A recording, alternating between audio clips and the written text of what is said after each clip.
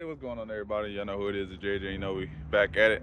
So we about to look at this Range Rover, but a guy, I need to get his name too. Shout him out. He been watching the videos. He wanted to update on his van, so I'm just give y'all a little update quick. So y'all see, it's fixed now. You know, this part right there is a little crumpled up, but I mean it ain't that big of a deal. Ain't that big of a deal, but it's good. But yeah, just wanted to show him the update. It's just nothing to get that. It wasn't nothing to get that straightened up and putting that little bottom grill in. That fix right there ran me about 140 bucks.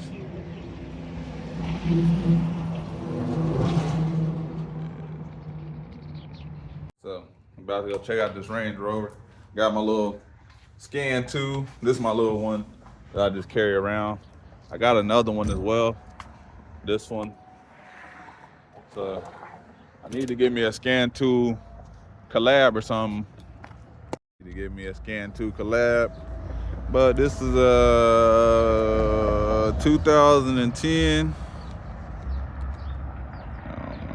There you go. 2010 Range Rover. It's an SUV, so you gotta get a little zoom out view. Got some Michelins on there.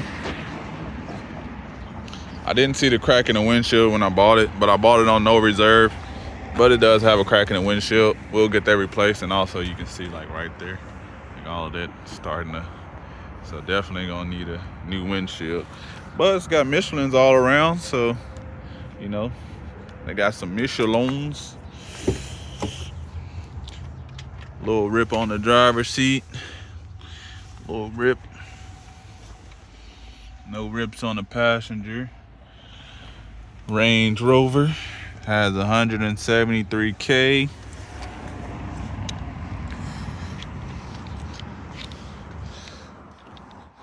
Sport Supercharged. Gonna hook a scanner up to it. See, I did a little search. Man, these Range Rovers, they do have a lot of problems. But I know, they do have a lot of problems. They got, like they say, electrical issues. They got suspension issues. They're talking about transmission issues. They got timing chain issues. They got leaking oil issues. Dang. I knew Range Rovers was bad, but this one made it to 173,000. So I'm pretty. Hopefully, the person did some good service. Let's at least put it. I didn't mean to start it. Didn't mean to start it, but it ain't gonna make a difference. Low warning fuel. Go to the. Got 22 miles to empty. It does have, smart key, battery low, fuel is low. But let's see. It's my little cheap baby scanner. Got 3 codes that's found. So let's read the codes. So we got a catalyst system, EVAP, catalyst, EVAP, catalyst. So all basically. And we got a tire pressure monitor and a battery. Tire pressure at fault battery. So it's got a catalyst EVAP code. So I'm gonna put those codes in Google. I'm gonna go grab and go to AutoZone or something, get a battery for this key fob. Take this tire, take it down to the tire shop. I wish I had my other scan tool, cause I got like it's the orange scan tool. It's like good for like ABS and tells like the tire pressure sensors and stuff like that. Go put some gas in here as well. Put some fuel treatment in there, because it's really low on gas, and when people run low on gas, you tearing stuff up. But y'all remember when y'all used to, like, growing up? I don't know, but this one has the backup camera, navigation, and everything. But I remember, growing up and watching TV, and every time a celebrity and they kid, like every time, like around that time, every celebrity, when their car, like they giving it to their car, it was always a Range Rover. Always, like it was like, I don't know if Range Rover had a deal with the network or something like that. but every car was always like a Range Rover. It might have been painted a different color, but it was always like these Range Rovers were like the go-to thing, you know. Look at that Range Rover.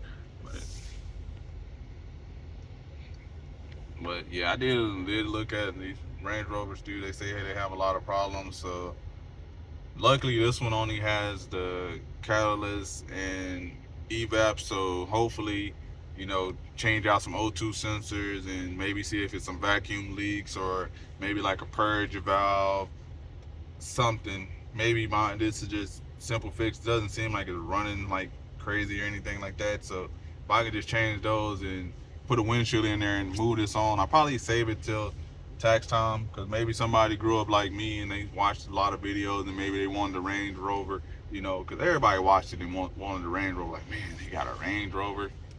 And when people see Range Rover, you always thought Range Rover were just but a lot of times with luxury cars, once these luxury cars, they reach over, a lot of times over 80,000, really over 100,000 miles. Once, like Mercedes and all this stuff, once they hit 100,000 miles, the value of these cars, like Maserati, they just skyrocket. They don't hold any value. Unlike, you know, you buy a Honda, Toyota, and you know your values deep, and then you look at some of these older Toyotas, like, dang, he's still holding up to his value. But you see like older, like Mercedes, Range Rover, BMW, because they done been through the works, and that value is just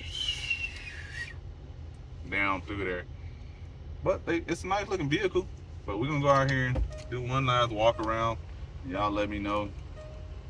Let me pop the hood for y'all. See how this thing look under the hood. But y'all let me know in the comment section below. And if y'all ever owned a Range Rover or worked on one, you know, it's got the catalyst code, the EVAP code, you know, let me know if y'all know anything about them. So shout out to my guy. Probably end up plastic dipping this grill. You know, that'll probably be something easy that I can kind of do myself, you know, and kind of get my first, you know, entrance to plastic dip.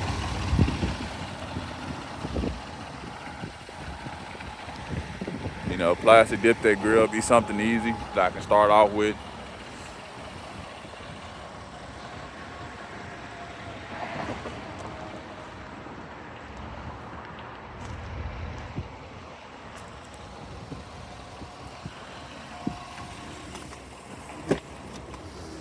So the interior is pretty good. Kept it pretty clean. Little pet hairs. Interior back very cool. So this is my little cheapy scan tool. You know, it's like 20, 30 bucks. You know, it's like 20 bucks. Probably found one cheaper on Amazon. This is just a little handheld one that I like to keep.